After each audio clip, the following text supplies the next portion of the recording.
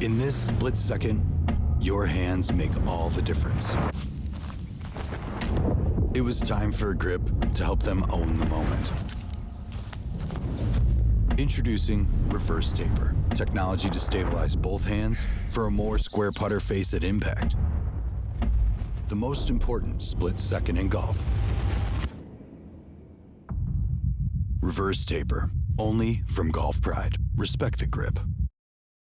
Welcome into the Wagyu Filet podcast here on Five Clubs. I'm Johnson Wagner, joined with Brendon de Jonge, and today we're going to tackle a topic, have a little conversation about the Creator Classic that was just played the Wednesday evening before the Players Championship. And Brendon, Thursday morning I went into production. Actually, I'm going to preface this whole thing by saying how much I love the PGA Tour, how much I love the Players Championship, most importantly, and how much I realize that YouTube golf and social media content creators have a place on the PGA Tour as a partner, okay? And now I'd like to get into a real honest discussion because Wednesday night I was a little bit heated. Thursday morning I came into the production trailer for our live from morning meeting, and I kind of went off on a tangent for about 5 minutes about what I thought about this whole thing. And before I get my take out there, I would love to hear what you thought about the Creator Classic. I watched it and I tried my best to go in with an open mind. I did. I said, listen, I'm going to sit here for a couple hours. I'm going to watch this, and I'm going to give it my best opportunity to watch this with an open mind. I can't get into it for one, and I do agree with you that there is a time and a place for it, but it's not live TV. I think it's one of those things that needs to be recorded, needs to be edited, and needs to be put out there. And you can put it out there before the Players' Championship, that's fine, but I don't think live TV works for this. Yeah, so I completely agree with you. And all these guys, all their stuff is really good on YouTube, but they shoot it, and they spend 2 weeks editing it, and maybe it takes them 3 hours to play 7 or 8 holes, and they cut it down to a 45-minute to an hour-and-a-half product that's very easily consumed. I know my son loves watching the good stuff, and speaking of good, I had the pleasure to go out Wednesday before the WM Phoenix Open, and I got to be on the call for their good desert shootout. I was an on-course walker, and it was amazing. The amount of people that were out there and the passion that the fans have for these guys is incredible. It's not a live television product. It's too many people. It takes too long. You want to show every shot, but you just can't physically do it live. That's what NBC and CBS and Golf Channel struggle with on a PGA Tour level, is that there are 144 balls in play at the Players Championship Thursday, Friday. It's hard to cover every single shot. And I guess my main thing that got me so upset is that the PGA Tour for decades has been trying to get players, has been trying to get fans, has been trying to get the media to call the Players Championship a major. Sure. And I felt like Wednesday night was a massive step backward. This diminishes from it. I feel like it does. It's not, and granted, there was a lot of people out there Wednesday watching, cheering. They had a huge following, bigger crowd than I ever saw following me at the Players Championship, that's for sure. But, you know, Augusta, the tradition of the par 3 contest, can you imagine a Creator Classic Wednesday evening before the U.S. Open? No, it's not going to happen. I mean, we both know that that's obviously not going to happen. Yeah, it does. It feels like it I'm not going to say that it makes the players a little bit more hokey, but it does. It takes something away from this tournament that is the flagship event of the PGA Tour. This is an event that is held to a very, very high standard. It's put in, I mean, it's given its own title. You know, I think you named it the Tour's Major. And I think that is a fantastic name for this event. So to play something like this right before it feels like it diminishes. They did it Wednesday of the Tour Championship well on the back nine around East Lake. And it was a little bit more palpable that week just because it's 30 players, it's August, it's the Tour Championship. It's a different sort of event anyway. And so the partnership that the Tour's having with these creators, I mean, they have a creator council, and I get it. I think the Tour needs to draw their fans in and be a part of it. But the problem I have is that these are the two biggest tournaments that the PGA Tour owns. And it feels like the PGA Tour is doing more for these content creators than the creators are doing for the product. The Tour Championship and Players doesn't need more eyeballs on it. They're already there. But I think about a tournament like the 3M Open up in Minnesota and just north of Minneapolis that 3M just signed up for a new sponsorship, and it seems like that would be a great way for the YouTube golfers, for the creators to go to the 3M Open. Sure, shut down the back nine of that tournament. That tournament needs a little buzz. Shut down the back nine on Wednesday.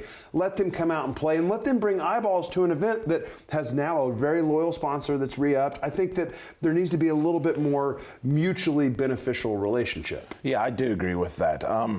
I don't know if it's going to work doing it live. I would absolutely love to see one of these be recorded, edited.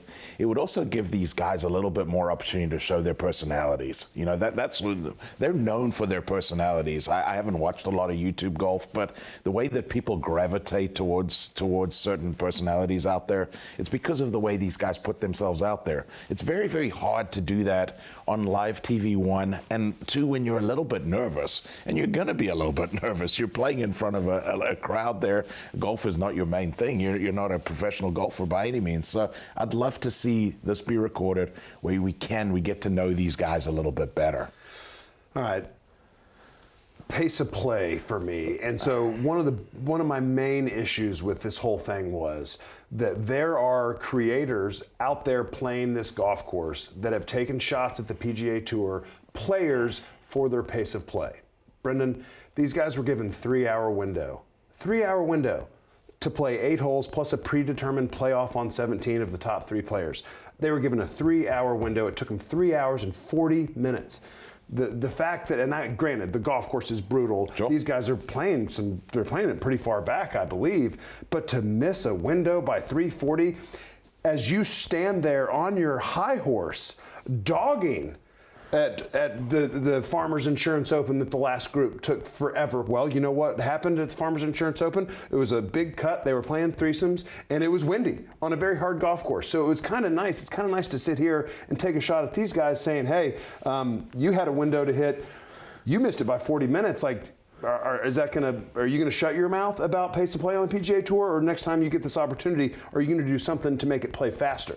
Well, that's the thing that I'm interested to see now going forward. Are they going to be willing to give these guys a little bit of leeway now? Okay, golf's really hard. Golf under tough conditions takes a long time. It's part of it. You're also watching guys that are playing for their living. It takes a little bit longer that as well. So I'm interested to see if maybe the noise quietens down a little bit about pace of play from our creators. And I listen to these guys. I respect a lot of the things they stuff. Solly from No Laying Up, who played, I consider him a friend. We had a nice chat at the Players. I like Riggs from Barstool and Trent and those guys. They're hilarious. I love them. I talked to them on, I think it was Wednesday I went on their show for a second, Wednesday at the Players Championship. They're great dudes. Yeah. They're great dudes, and they are additive to the game of golf. All right. Ways to make it better. Yeah. Kind of touched on it, maybe choosing some other venues, but if you're insistent on doing it at the Players Championship, why not put some publicity out and do it Sunday? Do it Sunday before. You can get people out there. It'd be a great way for fans to get on the golf course Sunday before. You film it however long it takes. If it's 3.5, if it's 4 hours to play 8, 9 holes, and you edit it. You have 3 or 4 days to edit it, and you air it in that window Wednesday night from 4 to 7 because it was good. People watched it. It was good for Golf Channel to bring some younger viewers over. It was good. I just have so many issues with getting out there the night of.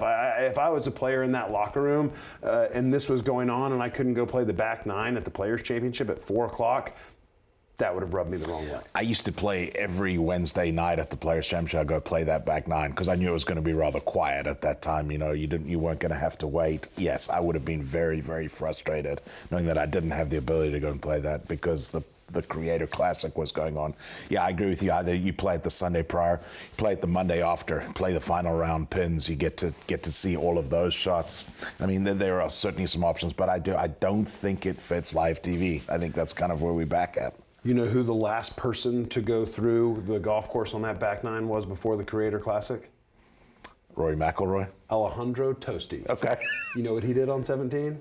He made a 1, didn't he? He made a 1, jumped in the water, and no other players were able to play after that. It's just like the moments that a Wednesday afternoon can give a player. Who knows if there had been a few other guys going out as a single like you used to, who knows what other moments we would have gotten. Yeah, no, it is. It's a shame, and it does. It feels like it takes away in that regard. One of my last sort of points about this is it's Wednesday afternoon.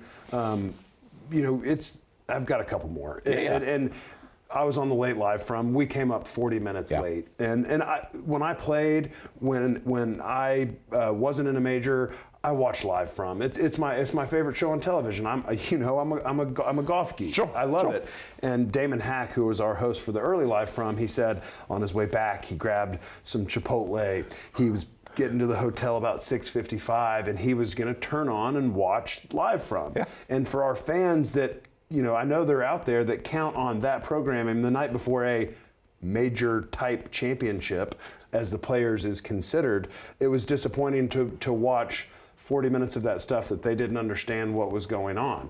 And I just think that cutting it down into that window and airing it at that time on that golf course from earlier. Also, I'm sitting out on the golf course waiting to do my segment from live from. Maintenance is out there, and they're out there much later that night. Like Augusta shuts down the golf course on Wednesday to make final prep to the field, to the golf course. Maintenance was not only live from was delayed, which was fine. I can stay up late, but maintenance was delayed an extra 40, 50 minutes to an hour waiting behind these guys taking massive divots off of a golf course that you're protecting and trying to get ready for the best players in the world to kick off a major championship? Question mark? That is the same maintenance crew that's been there since 5:30 in the morning, getting everything ready for those guys that wanted to play early. It's a long day. Were those guys told, the creators, that, listen, there is stuff going on behind you guys, this is your window, they're still going to be filming, and they just kind of disregarded that? Yeah, I don't know the ins and outs of that, but I just keep coming up with thoughts into my head.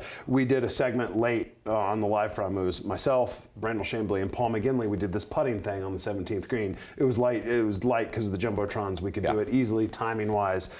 But walking out on that green, the condition of that 17th green, which is maybe the most protected piece of property that the PGA Tour has. There was a security guard that spends the night out there every night. Yeah. We had to get approval from his boss for us to even set foot off of the cart path to go out there. And when I walked out there, I was stunned at the condition of the green. There were footprints, almost like their cameramen that were out there doing all the shooting were just twisting their feet. I was tapping down footprints and spike marks left and right on the eve of the tournament. Yeah, again, I think that goes back to your point. You do it the Sunday prior, you do it the Monday after, where the integrity of the golf course is not at all influenced. Their camera crews are out there. These are guys that are not really golf savvy. They're fantastic cameramen, but they're not golfers. So the little things like that, and yes, it does. Again, it just feels like all of that kind of stuff just takes away a little bit from the size of the Players' Championship.